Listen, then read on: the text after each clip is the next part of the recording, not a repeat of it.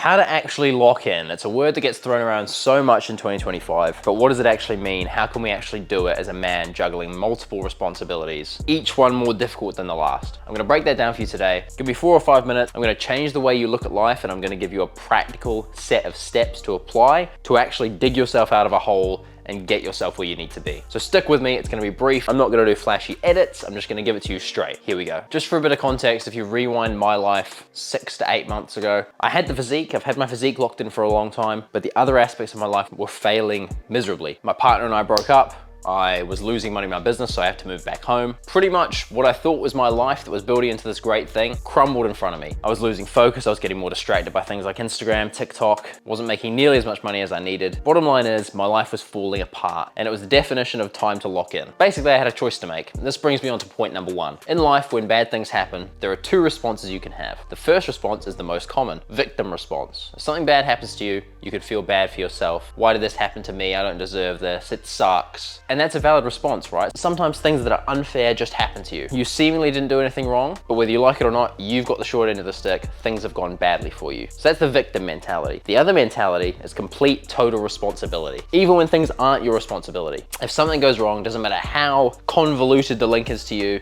you take accountability and you say, next time I'll do this differently so it doesn't happen. You embrace the negative so that next time it happens, you can turn it into a positive. That is the mindset I need you to have in 2025. Now understand, when things initially go wrong, the human instinct is to have a victim mentality. You want to feel sorry for yourself. You want to feel down. It's not my fault. That's okay. You're still going to feel like that. Your job is to turn that as quickly as possible into the accountability mentality. You know what? This thing happened. It's my fault. I'm going to look at it, correct it, and move forward. That way, anything that goes wrong is no longer a reason to complain and be sad. It's now a problem to solve and a way to prove your resolve and drive towards your goals. Let's take an example. Something about someone's response to traffic says a lot about their internal mental state. If you've got an important meeting at 12, you look at the maps, it says it's going to take 30 minutes to get there. You leave 35 minutes before. You think, I'll get there with 5 minutes to spare. You pull out into back-to-back traffic. It wasn't on the map. You're going to be 15 minutes late. It's a very important meeting. You're frustrated. This sucks, right? Things have not gone your way. The victim mentality is to externalize it. Be like, oh, there's so much traffic. I hate this. I don't deserve this. I'm going to be late. It's not even my fault. And then the first word you say as you walk in the door is, sorry, there was traffic. The mentality I want you to shift to is, oh, there's traffic. I should have left earlier just in case. And then when you get to the meeting, you can say, there was traffic, but it's my fault, I should have left earlier. You see the difference there? The life you've just lived was the same, but in one aspect, you took responsibility and accountability, and in the other one, you just let life toss you about. In one scenario, you played victim to life. You said, oh, life threw me in this direction. Oh, it's not my fault. The other option was, sure, life throws you in that direction, but you say, you know what? I let life throw me in that direction. That's my fault. Next time, it won't happen. Which do you think is gonna make you feel more dialed and more locked in? The world where you control what happens to you, or the world where just things happen and you try and respond and pretty clear you need to do this one, right? So that's step 1, take ruthless accountability for everything. Even things that are clearly not in your control. A volcano erupts and you miss your flight. I should have booked a flight earlier. I should have booked a flexi flight.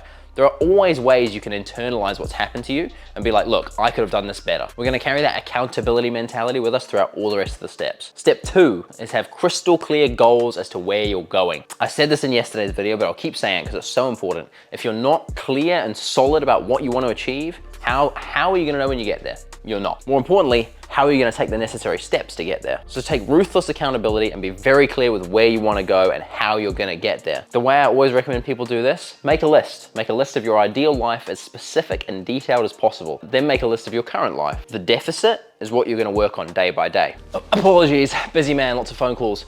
Okay, so we're being ruthlessly accountable. We're making a nice clear list of our goals and how we're gonna get there, the deficit between there and here. But what about day by day? What does this actually look like? I use a very cliche and old school technique, but honestly, it seriously helps. Every morning, when I wake up and have my coffee, I'll make a nice to-do list of everything I wanna get accomplished that day. Everything I can think of that would enable me to take clear steps towards my goals, I write down for the day, right? And this might take some time. Usually it takes me 15 to 20 minutes just to solidify everything I want to do, everything I can do that day, and then mix it into my actual calendar of things I'm gonna have to do that day. Let's break this down. Like I said, when you make this list of all the things you want, your goals are gonna be multifaceted, right? You're gonna have probably financial goals, relationship goals, physical goals, goals. You're gonna have a variety of goals, and those goals are gonna have different levels of importance to you, depending on where you are in life. Let's say you're between the ages of 24 and 35. Things like physical and financial are probably gonna be a lot more important to you than relationships. After you've made that big to-do list for the day, what I always do is I go through and order them in order of priority. Because the thing is, if you're a busy guy, as I'm sure a lot of you are, and I am,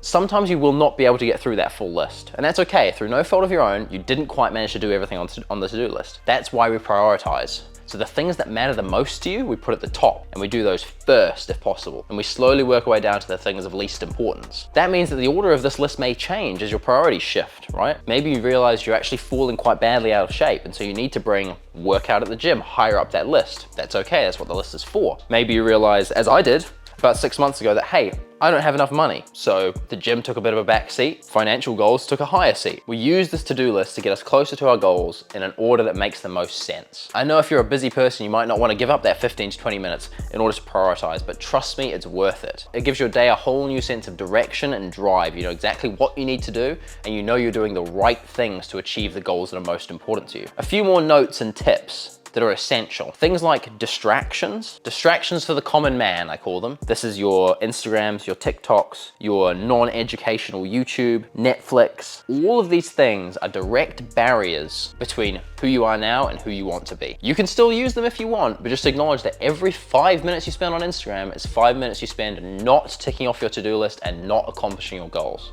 The way I like to organize this, I'll save a little bit of time at the end of the day, sort of my wind down time, the last hour, hour and a half, where I can maybe watch some Netflix if I want, catch up on some Instagram messages. That way it's out of my mind for the whole day, and it's not constantly interjecting, pulling me off the path, because your brain gets distracted very easily. If every 5 minutes you're checking your phone, refreshing your Instagram feed, those feeds are designed to hold your attention. They'll drag you away mentally from whatever work you're supposed to be doing. I know it's difficult, but if you can give yourself a little bit of time towards the end of the day and be like, okay, I'll check all that stuff at the end of the day, rather than trying to resist and be like, I'm never checking Instagram, I'm never watching Netflix, because that's tough for most people. We've covered quite a lot here. This is how to lock in and achieve all the things you want. We don't want to give anything up. We want to prioritize, achieve our goals, and get everything we want out of life. Step one for that is ruthless accountability. Whatever happens, it's your fault and your responsibility to fix it. Even if it's clearly not your fault, from now on it is. Step two, have clear, actionable goals for every aspect of life, financial, relationships, physical, all of them. Number three, break this down on a daily basis into what you're doing today to get yourself close to the goal. And you're gonna prioritize those in order of importance. So the goal that matters most to you, or is in most dire need of achieving, that goes to the top. Fourth and final is to eliminate distractions. They're gonna be in the way of where you wanna go. Distractions are a wall between where you are and where you wanna go. Employ these 4 techniques,